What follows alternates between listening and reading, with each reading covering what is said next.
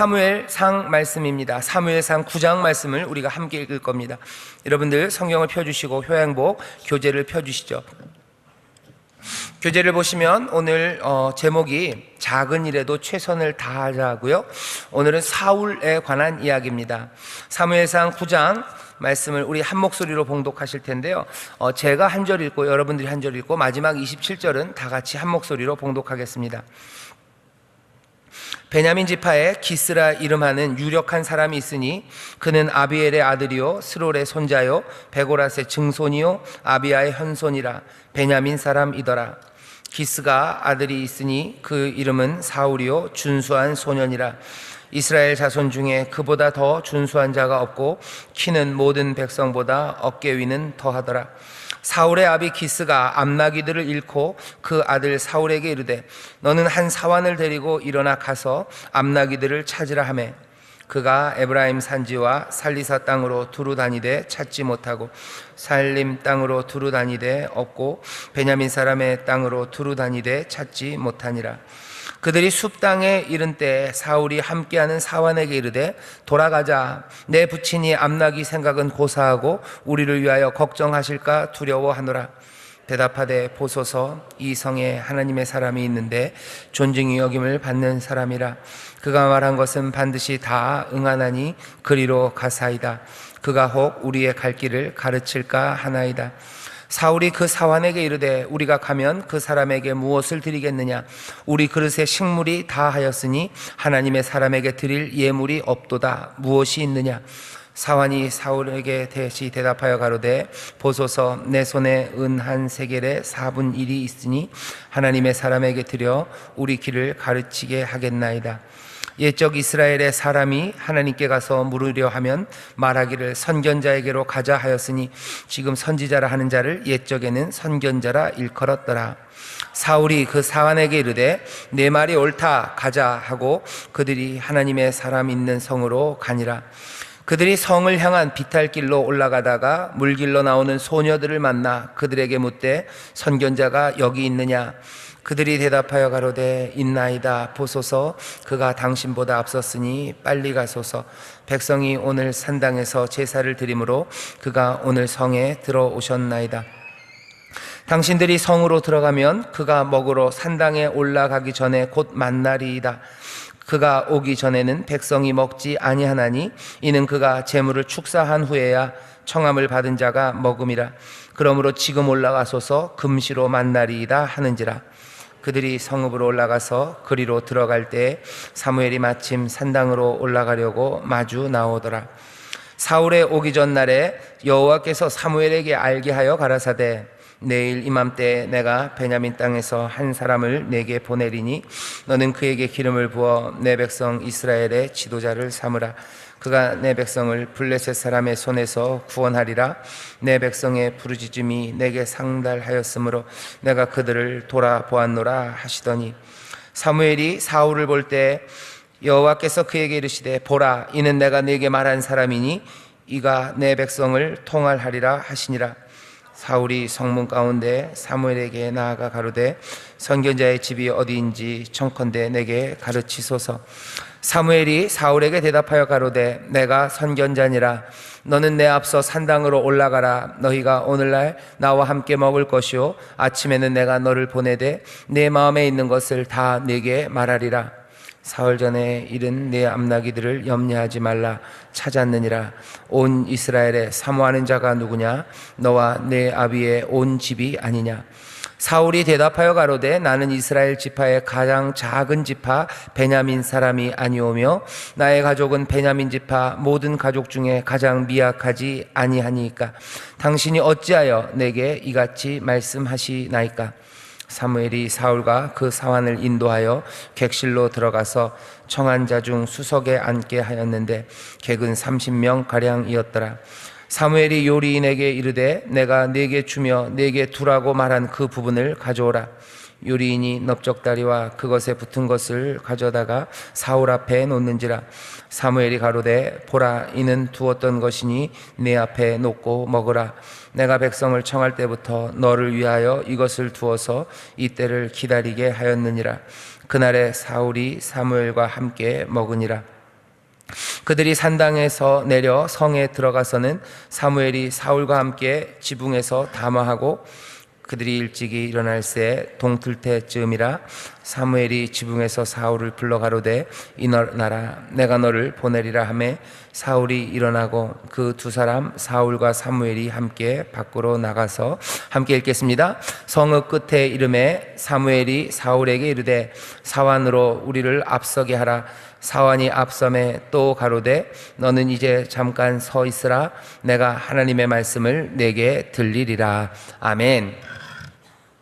여러분들 교재 효행복을 보시죠. 거기 보면 작은 일에도 최선을 다하자라는 제목으로 되어 있고요. 다 읽을 건 아니고요. 첫 번째 단락 우리 한 6줄입니다. 첫 번째 단락만 함께 읽을 거고 효행복 책자가 없으신 분들은 귀를 기울여 주시면 좋겠습니다. 같이 읽겠습니다. 시작. 사울은 베냐민 지파의 기스라 이름하는 사람의 아들이다. 그는 이스라엘의 백성 중에서 용모가 준수했고 보통 사람보다도 키가 컸다. 그러나 그는 이스라엘을 영적 혼란에서 구하보겠다는 소명이나 왕이 되어 백성들을 인도해야겠다는 원대한 생각을 품은 사람은 아니었다. 그럼에도 불구하고 하나님께서는 그의 정치적 잠재력을 보셨다.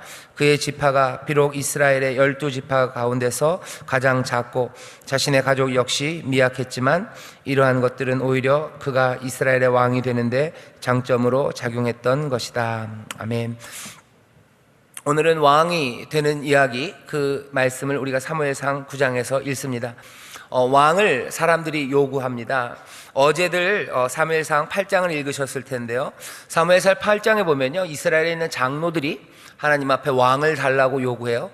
사무엘을 통해서 청을 넣습니다. 하나님께 말하라고, 우리에게도 왕이 필요하다고 얘기하라고. 여기 보니까 사무엘의 아들들 별로 볼 것 없고, 그리고 우리 주변을 보니 우리 주변에 있는 나라들은 다 왕이 있는데 우리만 왕이 없대요. 여기 8장 19절에 보면요, 19절 20절에 보면 이렇게 되어 있습니다. 8장입니다. 우리도 열방과 같이 되어 우리의 왕이 우리를 다스리며 우리 앞에 나가서 우리의 싸움을 싸워야 할 것이니다. 우리에게도 왕을 달래요. 왜? 남들 있으니까 우리에게 왕이 필요하고, 우리를 다스릴 사람이 필요하고, 우리를 위해서 싸울 사람이 필요하답니다. 장군이 있어야 되겠대요. 장군이 있어야 될 것 같고, 우리를 다스리는 아주 똑똑한 사람이 있어야 되고, 또 다른 나라들처럼 뭔가 좀 폼나는 왕이 우리에게 있어야 된다고 장로들이, 이스라엘 백성들이 하나님 앞에 나와서 얘기를 합니다. 여기 9장은 그 다음 이야기예요. 그 말들이 있고 나서 일어난 일입니다. 여기 보면 사울이라는 주인공이 나타납니다. 사울은 어떤 사람인지를 쭉 설명을 해요. 그리고 한 10절까지, 1절부터 10절까지 꽤나 자세하게 그 디테일이 살아있는 이야기입니다. 오늘 여기 사무엘상 9장을 보면요, 무슨 영화 같아요. 영화도 뭐라 그래야 되나요? 좀 최신 영화 같습니다. 디테일도 살아있고요. 이야기가 막 앞뒤로 오고 가고요. 얘기가 쭉 가다 갑자기 플래시백이라고 그러나요? 뒤로 훅 가요. 뒤로 훅 갔다가 다시 그 사람 마음속에 있는 이야기가 들리기도 하고, 또 대사가 나오고, 그렇게 아주 잘 짜여진 이야기처럼 사무엘상 9장이 여기 있습니다. 우리가 이걸 읽는데 전혀 어려움이 없어요. 앞뒤로 가는 거 충분히 따라갑니다. 왜냐하면 우리는 그런 영화에 익숙하고 사람들의 마음속 소리가 들리는 거 거기에 꽤나 익숙하죠. 근데 사실은 이거 문학적으로 봐도요, 이게 그렇게 간단한 이야기는 아니에요. 그러니까 예전에 이렇게 2000년 전, 3000년 전에 이런 방식으로 지금 우리가 읽어도 무리가 없을 만큼 아주 조금은 복잡하고 조금은 왔다 갔다 하는 이야기가 이렇게 잘 구성된 그런 이야기가 흔하지는 않습니다. 사무엘상 9장을 우리가 읽는데 어려움이 없었어요. 자, 보시죠. 사울을 소개합니다. 사울을 소개하는데요, 사울이 어떤 사람인지 보다 먼저는 사울의 아버지 이야기가 나와요. 아버지는 유력한 사람, 기스입니다. 유력하대요. 유력하다는 건 어떤 뜻이냐면요, 꽤나 힘이 있는 가문에 꽤나 영향력 있는 사람이 바로 이 기스입니다. 사울은 어떤 영향력을 끼치지 못해요. 사울이 뭐가 훌륭한 거 아니면 좋은 점이 있다면 그냥 아버지가 훌륭한 거예요. 아버지 기스는 훌륭합니다. 힘 있는 사람입니다. 그런데 사울에게 뭐가 있을까? 사울에게도 뭐가 있대요. 뭐가 있습니까? 사울은 잘생겼어요. 얼마나 잘생겼어요? 이스라엘에서 제일 잘생겼습니다. 그러면 누구 같아요? 아마 조인성 같았든지, 아니면 누구지? 원빈 같았던지, 모르겠어요. 요새는 강 다니엘인가요? 그렇게 생겼대요. 준수하대요. 이스라엘에서 제일 잘생겼대요. 그리고 다른 사람들보다 어깨 위로 머리가 하나 더 있어요. 키가 큽니다. 키 크고 잘생긴 사울이에요. 사실은 왕의 조건이 뭐 될 수도 있고 안 될 수도 있습니다. 꼭 잘생겨야 되는 건 아니죠. 이스라엘의 장로들이 원했던 건 싸움 잘하는 장군이었어요. 앞서 나가 싸울 사람, 힘세고 싸움 잘하고 그리고 다스릴 만큼 뭔가 치밀하고 이런 사람을 원합니다. 하지만 사울은 그런 사람 아니에요. 아버지 기스는 좀 어쩔지 몰라도 사울은 그냥 좋은 집안에 태어난 어쩌면은 귀공자 같은 사람이고 그냥 잘생긴 걸로 유명하고 키 큰 사람으로 유명합니다. 어디에도 이스라엘 백성들이 요구했던 싸움 잘하고 치밀하고 다스릴 만한 왕 같은 그런 모습은 없어요. 3절서부터 쭉 나오는 이야기들을 봐도 마찬가지입니다. 아버지 기스가 암나귀들을 잃어버렸어요. 나귀가 하나가 아니라요, 암나귀들 여럿을 잃어버렸습니다. 여기에 대해서 아들 사울이 뭔가, 아버지 나귀를 잃어버렸으면 저한테 맡겨주세요. 제가 나귀 찾는 데는 선수입니다. 뭐 그러지 않아요. 그냥 아버지가 아들 사울에게 한 사환을 데리고 일어나서 암나귀들을 찾아라 얘기합니다. 뭔가 적극적이지도 않습니다. 집안의 큰 재산이죠. 암나귀가 몇 마리가 잃어버려졌는데 거기에 대해서 뭘 해야 된다고 생각 못합니다. 왕이라면 문제가 생겼을 때 금방금방 거기에 대처해야 되는데 사울은 뭐 그러지도 못해요. 어떤 사람이에요? 그냥 이스라엘에서 제일 잘생기고 키가 큰 사람이에요. 여기 사울은 암나귀를 잃어버린 그 상황에서 그냥 아버지가 시키는 대로 사환과 함께 찾으러 다닙니다. 찾으러 다니는데도요, 4절에 디테일이 살아있어요. 에브라임 산지에서 살리사 땅으로 갑니다. 거기서 못 찾으니까 사알림 땅으로 갑니다. 거기서 못 찾으니까 베냐민 땅으로 갑니다. 에브라임에서 베냐민, 뭐 그렇게 멀지는 않지만 어쩌면 그 근방을 몽땅 거의 전국 팔도를 돌아다니는 그런 느낌입니다. 나귀들 찾으러 이렇게 돌아다녀요. 지금 여기서 뭐 하고 있는 거예요? 사울이 아버지의 말에 순종하며 돌아다니고 있지만 어떻게 보면 한 개도 뭐라 그래야 되죠? 조직적이지 못해요. 뭔가 시스테마틱하게 찾아야죠. 하나하나 찾아가고 아니면 어딘가 수소문하고 나귀들이 갔던 그 길들을 찾고 아니면 어디 여기 범죄가 연루되어 있는지 그런 것들 수사하면서 나가야 돼요. 그런데 사울은 아닙니다. 에브라임 산지로 갔다가 살리사 땅으로 두루 다녔다, 사할림으로 갔다, 다시 베냐민으로 갔다가 온 천지 사방을 돌아다닙니다. 어디도 뭔가 치밀함이 보이지 않습니다. 그렇게 생각하며 걸어요. 숲땅에 이른 때야 사울은 이제 다시 생각하죠. 이제 이거 큰일 났어요. 너무 오래 돌아다녔어요. 나귀가 아니라 아버지가 이제 내 걱정할 것 같아요. 이 사람은 압니다. 아버지가 자기 걱정하는지는 아는 사람이 사울이에요. 왜 그랬을까? 아마 아버지가 늘 걱정하는 아들이었던 것 같아요. 자, 이제 빨리 가자. 이제 나귀가 문제가 아니라 아버지가 우리 때문에 걱정하시겠다. 그러고 가요. 여기 이야기를 쭉 읽어보면요, 사울보다는 함께한 그 사환이 훨씬 더 똘똘해 보입니다. 그냥은 갈 수 없어요. 그러니 해결할 방법을 찾습니다. 사환이 해결할 방법을 찾는데 그건 하나님의 사람이에요. 여기 이 근처에 하나님의 사람, 선견자가 있다는 이야기를 들었다는 거죠. 거기 가서 물으면 그 선견자, 선지자가 우리의 문제를 해결해 줄지도 모른다고, 그리로 가자고 누가? 사환이 의견을 냅니다. 또 사울은 그 얘기가 좋은 것 같아요. 그래, 그러면 가자요. 앞에 뭐라 해서 아버지 걱정하니까 빨리 간다고 그랬다가 사환이 또 이거 이렇게 하자니까 그래, 그럼 그랬으면 좋겠어요. 근데 그러고 생각해 보니까 또 뭐예요? 가면은 뭘 좀 내놔야 될 텐데 내놓을 게 또 없네. 그러니까 아이고야, 그게 안 되겠다. 야, 뭐가 없어요? 그 선견자에게 드릴 게 없다고.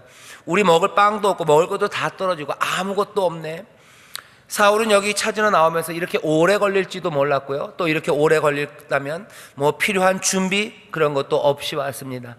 사환이 이제 또 얘기하죠. 사환이 얘기합니다. 걱정하지 마시라고. 내가 좀 돈 좀 마련해 왔다고.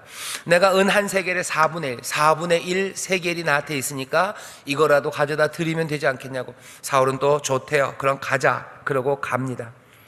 여기까지가 오늘 우리가 보는 사울에 대한 설명이 10절까지 나와요. 어떻습니까? 이 사람은 그냥 잘생겼어요. 그리고 이 사람은 키가 큽니다. 그리고는 어때요? 굉장히 수동적인 사람이에요. 치밀하지 못합니다. 당연히 뭔가 싸움도 못할 것 같아요. 이 사람이 왕이 될 수 있을까? 아니요, 왕이 될 수 없을 겁니다. 여기에 무슨 사울이 왕이 되려는 야망이 보입니까? 아니요, 왕이 되려는 야망, 그런 야망은커녕 나귀를 잘 찾겠다는 어쩌면 그 치밀한 계획 그런 것도 없어요. 길 떠나면서 준비해야 되는 게 뭔지도 잘 모르는 사람입니다. 이 사람에게 어떻게 나라를 맡깁니까? 당연히 사울도 자기가 나라를 맡을 수 없는 사람임을 물어본다면 알 겁니다. 내가 무슨 왕입니까? 나는 이렇게 사는 사람이에요. 여기 사울은 굉장히 수동적입니다. 나귀를 스스로 찾겠다고 나온 것도 아니고 아버지가 시켜서 온 사람입니다. 오늘 본문에서 나타나는 이 사울을 어떻게 하신 거예요? 결국은 사울은 뭔가를 자기가 선택하는 사람이 아니에요. 선견자에게 갈지도 자기가 선택한 거 아닙니다. 나귀를 찾으러 가는 것도 자기가 선택한 거 아닙니다. 늘 이 사람은 선택보다는 사람들의 인도를 받는 사람이 사울이었습니다. 오늘 하나님께서 어떻게 하셔요? 이 사람을 택하신 거예요. 이 사람이 택한 게 아닙니다. 사울이 택한 게 아니라 하나님께서 이 사울을 왕으로 택하셨어요. 택함 받음입니다. 오늘 이 말씀을 읽으면서 우리가 다시 한번 봐야 되는 그 이야기는 택함 받음이에요. 자격은 없습니다. 그리고 누가 보아도 모자랍니다. 하지만 하나님이 택하셨습니다. 그게 보이는 거예요. 그러니 궁금하죠. 왜 택하셨을까? 그러면 도대체 택함 받은 건 알겠어요. 사울이 왕이 된 건 알겠어요. 그런데 왜 이 사람을 택하셨을까? 선택하신 이유가 나올 것 같아요. 그런데 여러분들이 말씀을 쭉 읽어보면요, 왜 선택하셨는지 그 이유는 나오지 않습니다. 뒤에 보면은 얘기가 플래시백이죠. 뒤로 훅 가요. 사무엘에게는 뭔가 얘기하실 것 같죠? 아니요, 사무엘에게도 얘기하지 않으셔요. 오기 전날, 사무엘과 사울이 만나기 전날 하나님께서 사무엘에게 나타나셔서 말씀하셨어요. 뭐라고 말씀하십니까? 그냥 한 가지예요. 너 베냐민 지파 중에서 한 사람이 너에게 올 거다. 그냥 그 사람이다 얘기해요. 그 사람이 왜 왕이 돼야 되는지, 왜 그 사람에게 기름 부어야 되는지 그 이유는 없습니다. 그 사람이 훌륭해서가 아니에요. 이유가 있다면 그 사람에 관한 이유가 아닙니다. 하나님이 동기 없이 일하지는 않으십니다. 하지만 그 선택함의 이유는 어떻게 보면 그 사람 자체는 무시하시고요, 하나님의 뜻을 이루려고 하시는 거예요. 이스라엘 사람들이 왕을 원했을 땐 자기들을 위해서 싸울 사람들, 자기들을 위해서 다스릴 사람을 구했어요. 하지만 하나님은 왕을 그렇게 택하지 않으십니다. 여기 이유가 있다면 16절에서 찾을 수 있어요. 이렇게 하나님이 사무엘에게 얘기하셨죠. 내일 이맘때 내가 베냐민 땅에서 한 사람을 네게 보내리니 너는 그에게 기름을 부어 내 백성 이스라엘의 지도자를 삼으라. 그가 내 백성을 블레셋 사람의 손에서 구원하리라. 내 백성의 부르짖음이 내게 상달되었으므로 내가 그들을 돌아보았노라 하시더니, 이유는 뭐예요? 하나예요. 내가 그들을 돌아보았다는 거예요. 내가 그들을 보았다. 그러니 내가 왕을 삼는데요. 뭘 본 겁니까? 블레셋에 어려움 당하는 그 내 백성을 보신 거예요.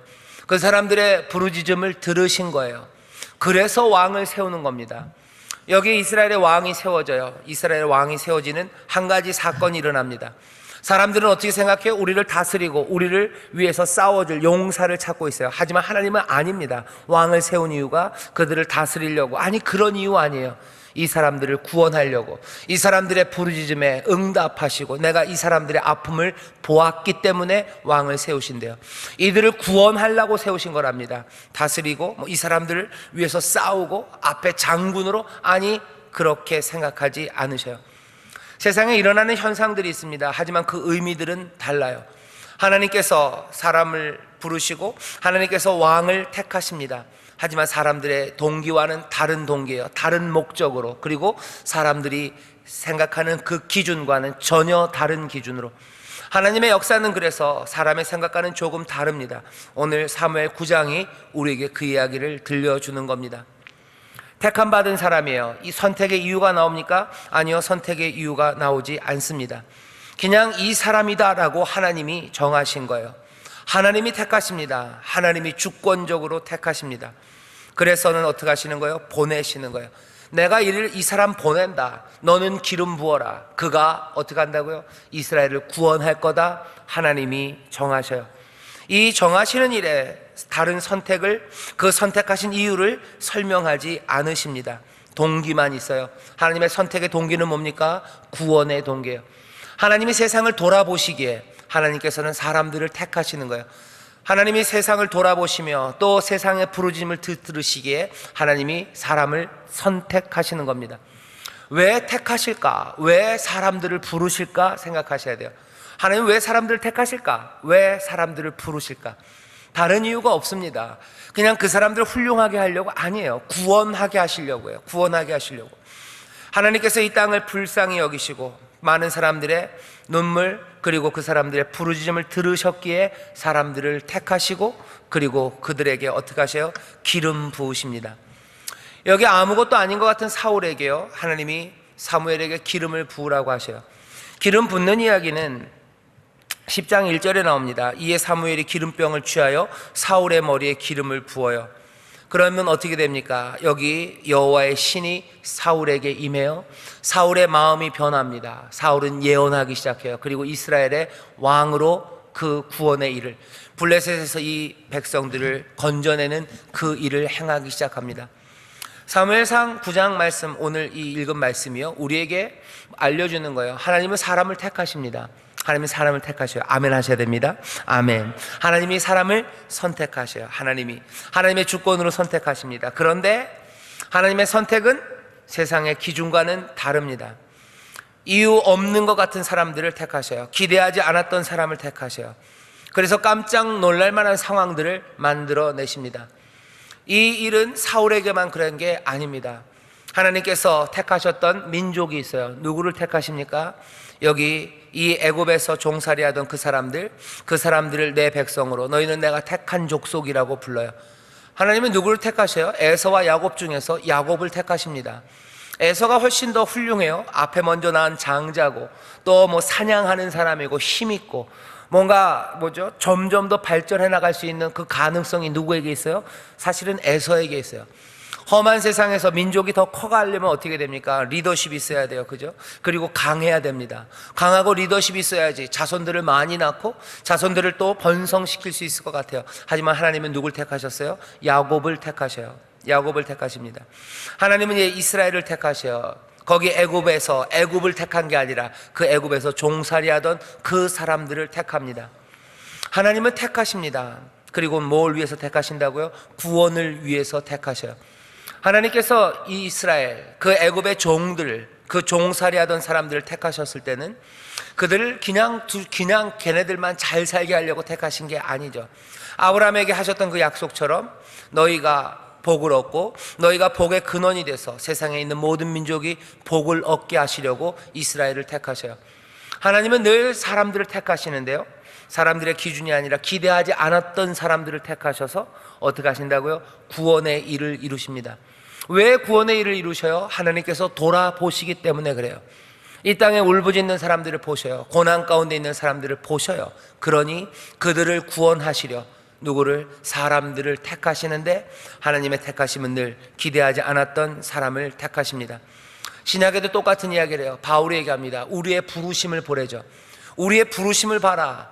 하나님이 누굴 부르셨는지 보라는 거예요. 하나님이 우리를 택하셨는데 봐라 하는 거예요. 우리를 보면 가문 좋은 사람 없고, 우리를 보면 세상에서 봐서 뭐가 대단한 사람 없지만 우리를 통해서 하나님이 그리스도의 일, 그 구원의 일을 이루게 하시고, 어쩌면 우리의 연약한 우리를 불러서 세상에 가난한 사람들을 부끄럽게 하시지 않느냐. 하나님의 택하심, 그 택하심을 보래요. 똑같은 이야기가 오늘 이 아침에 우리에게도 들립니다. 교회를 보라는 거죠. 교회를 봐라. 교회를 봐라. 우리의 부르심을 봐라. 인천순복음교회를 봐라 뿐만 아니라 마찬가지입니다. 교회를 봐라. 여기 이 새벽에 달려 나온 사람 중에 모르겠어요. 혹시 여기 삼성 부회장님 와 계셔요? 누가 손을 번쩍 들려다 마는 것 같은데, 그런 사람 없어요. 여기에 뭐가 대단한 지략가가 있나요? 아니면 여기 무슨 대단한 힘을 가진 사람이 있습니까? 여기 혹시라도 BTS 혹시 앉아 있어요? 아니, 없어요. 우리의 부르심을 보십시오. 대단한 인격으로 빛이 번쩍번쩍 나는 사람들, 아니면 대단히 주도적으로 뭔가를 만들어낼 수 있는 사람들. 세상에 저희는 우리를 구원하고 저희는 우리를 위해서 싸워나갈 장군 같은 사람, 저 지혜가 너무 아름답고 반짝거려서 우리를 치밀하게 그리고 생명의 길로 인도해 나갈 것 같은 그런 사람, 여기 있는 사람이 뭐가 대단한 위로의 말과 지혜가 충만해서 우리의 마음에 있는 무거운 것들을 다 날려버릴 만한 그런 사람 있냐는 거죠. 아니요, 그냥 우리들일 뿐입니다. 하지만 하나님이 우리를 부르시고 우리를 택하심을 우리는 믿습니다. 우리는 택하신 족속이에요. 왕같은 제사장으로 우리를 부르셔서, 왕같은 제사장으로 부르셨어요. 뭐 있습니까? 아니요, 아무것도 없습니다. 세상이 기대하지 않는 사람들입니다. 사람들은 교회를 향해서 뭐라고 얘기해요? 이제는 뭐 바보 같은 사람들이에요. 여지껏 교회 다니냐라고 말하는 사람들이에요. 뭐가 모자라서 교회 다니냐 하는 사람들이에요. 바로 그렇게 사람들이 별로 기대하지 않는 사람들입니다. 니들이나 잘 살아라 할 만큼 연약한 사람들이 모여있는 곳이 교회입니다. 하지만 이 선택에 세상이 그 이유를 모르지만 우리는 알아요. 말씀을 통해서 압니다. 우리에게 자격이 없고 세상이 우리에게 기대하지 않습니다. 하지만 우리는 뭐요? 택함 받은 사람이에요.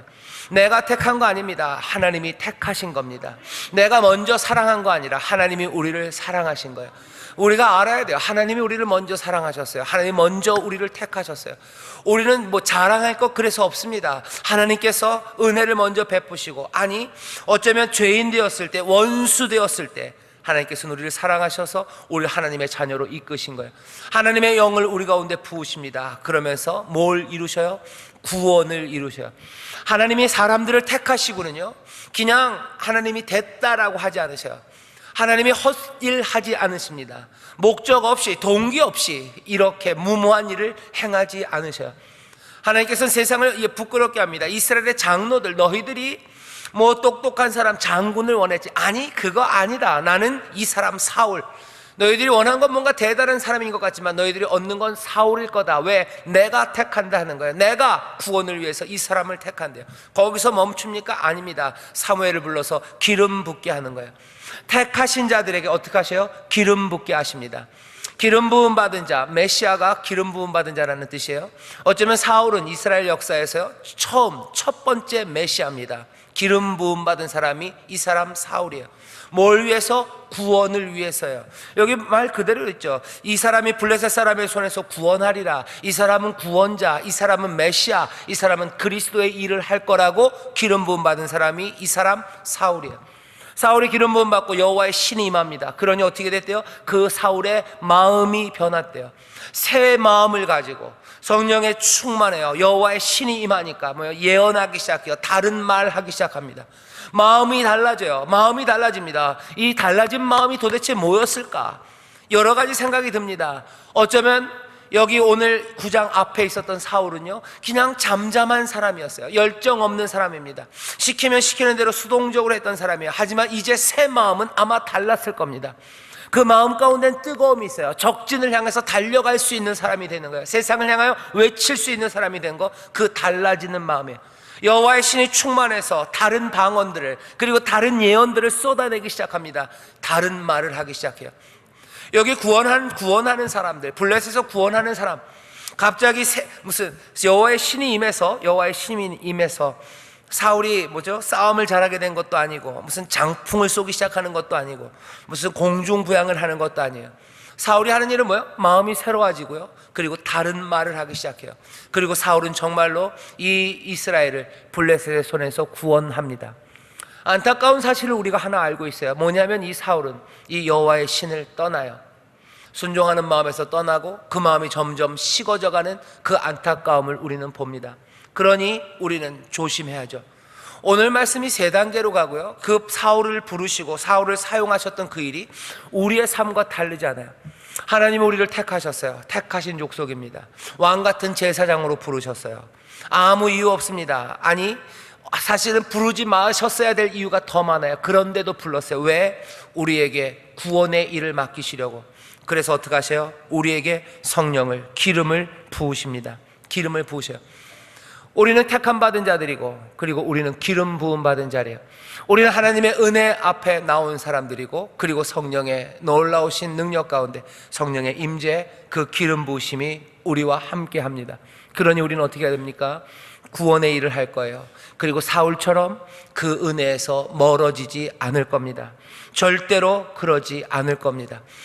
여러분들, 성령이 우리에게 임하시면 변화됩니다. 구원의 일을 할 수 있도록 그 모든 재능을 채우셔요. 새로운 마음을 채우시고, 그리고 성령의 충만한 가운데 다른 말들을 하기 시작해요. 그것이 시작입니다. 그리고선 하나님이 그 길을 인도하셔요. 가는 곳마다 싸워 이기게 하셔요. 왜? 여호와는 만군의 여호와, 전쟁에 능하신 주예요. 가서 구원하는 그 일을 하게 하십니다. 사람들의 삶 가운데 무너진 사람들을 일으킬 수 있는 기적들, 그리고 많은 사람들의 삶에 위로와 평안을 줄 수 있는 힘들, 그 지혜들, 그리고 만드시는 하나님의 역사들, 그것이 하나님의 사람들, 성령에 충만한 사람, 그 사람들을 통해서 이루어지는 줄 믿습니다. 우리는 이 일이 온전하게 이루어진 것을 사울이 아니라 예수 그리스도 우리 주님에게서 봐요. 주님 이 땅에 오실 때 기대하지 않았던 모습으로 왔어요. 깜짝 놀랄 만한 모습으로 옵니다. 베들레헴 마구간, 그 마구간 말구유에 오셨어요. 누가 그이가 세상을 다스릴 평강의 왕이라고 생각하겠습니까? 하지만 하나님은 그리로 오신 예수 그리스도, 그 예수 그리스도에게 어떻게 하시는 거예요? 기름 부으시고 성령으로 충만하게 하셔. 성령이 비둘기같이 임합니다. 내 사랑하는 아들, 내 기뻐하는 자라 말씀하셔. 예수님은 그 성령의 인도하심 따라 어떻게 해요? 다른 마음들을 말하기 시작하고, 하늘 천국 복음들을 말하기 시작하고, 다른 말들로 하나님 나라를 선포하기 시작합니다. 거기엔 뭐가 나타나요? 하나님의 역사가, 능력이 나타납니다. 사람들의 삶, 깨어졌던 삶들은 다시 회복되기 시작하고, 소망을 잃었던 사람들이 소망으로 나오기 시작하고, 그리고 죽었던 사람들이 일어나기 시작하고, 병든 사람들 치료받기 시작하고, 그리고 가난했던 자들이 부요함을 얻는 귀한 은혜를 누립니다. 구원의 역사를 이루어 가셔요. 그 삶의 모습이 우리 앞에 또 있습니다. 이제 우리가 어떻게 살아야 할지 봅니다. 사울이 걷던 길들, 그리고 예수 그리스도 우리 사랑하는 주님이 걸었던 그 길들, 그 택하심, 부르심, 그리고 성령으로 부으심, 그래서 이루어지는 구원의 역사. 누구는 끝에 실패하지만 온전히 이루신 주님, 그 주님을 이 시간 우리가 보는 겁니다. 다시 한번 기대하십시오. 기대하셔요. 어떤 기대요? 내가 부족해도 하나님이 나를 택하셨음을 여러분들 믿으셔야 돼요. 하나님이 택하셔서 여기 왔어요. 누구도 성령으로 말미암지 않고는 예수를 주라고 할 수 없어요. 오늘 이 새벽에 나와 있는 사람들, 내가 못나도 여러분들 믿음으로 받아들이십시오. 성령으로 말미암지 않고는 예수를 주라고 고백하고 주를 따를 수가 없습니다.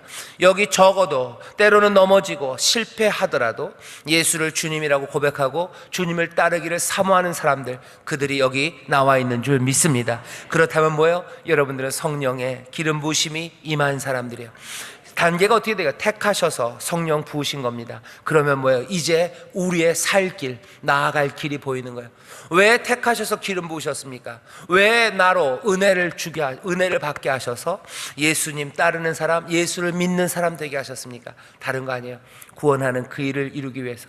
하나님께서 세상을 사랑하사 여기 있는 이 많은 사람들의 부르짖음과 그들의 고통과 그 죽음 가운데 헤매는 그 영혼들을 사랑하셔서 놀랍게도 우리를 택하시고 우리에게 기름을 부으신 거예요. 구원하는 그 일을 하러 나갈 겁니다. 성령의 인도하심과 그 기름 부으신 가운데 새 마음을 가지고 새 말들을 하며 새 능력으로 우리는 달려나갈 거예요. 블레셋에서 건질 겁니다. 세상의 모든 절망에서 건져낼 겁니다. 이 땅의 모든 슬픔에서 건져낼 거고, 이 땅의 모든 허무에서 건져낼 거고, 이 땅의 모든 폭력과 가난, 그리고 그 무시무시한 죽음에서 건져내는 일을 할 겁니다. 이 일에 모두가 다 함께 달려나가고 끝까지 주님처럼 그 일을 이루어내는 그리스도의 사람들, 예수의 사람들이 되시기를 주의 이름으로 축원합니다. 기대하셔요. 성령님 우리와 함께 하십니다. 여러분들을 통해서 하나님이 구원의 일을 이루실 줄 믿습니다. 기도하겠습니다. 하나님 아버지 감사합니다. 여기 우리를 하나님 택하시고 부르신 줄 믿습니다. 하나님이 사랑하는 자, 하나님 택하심을 입은 자, 하나님께서 또한 이 부르신 자들을 이제는 거룩하게 하시고 의롭게 하시고 또한 영화롭게 하실 줄 믿사오니 그 성령 안에서 일으키셨사오니 하나님의 일을 감당하게 하여 주시옵소서. 구원의 일을 이루는 자들 될 줄 믿습니다. 이들이 가는 곳마다 죽은 자들 일어서게 하시고, 이들이 가는 곳마다 절망이 변하여 소망이 되게 하시며, 이들이 가는 곳마다 모든 슬픔이 기쁨으로 변하는 귀한 역사, 아버지 하나님, 죽은 자들이 살아나는 복된 역사가 넘쳐나게 하여 주옵소서. 이 일이 우리의 가정에서 시작될 줄 믿습니다. 이 일이 우리 교회와 구역에서 시작될 줄 믿습니다. 이 일이 우리의 이웃에서 시작될 줄 믿사오니 성령님 충만하게 그리고 놀랍게 역사하여 주시옵소서. 감사드리며 예수님 이름으로 축복하며 기도하옵나이다. 아멘.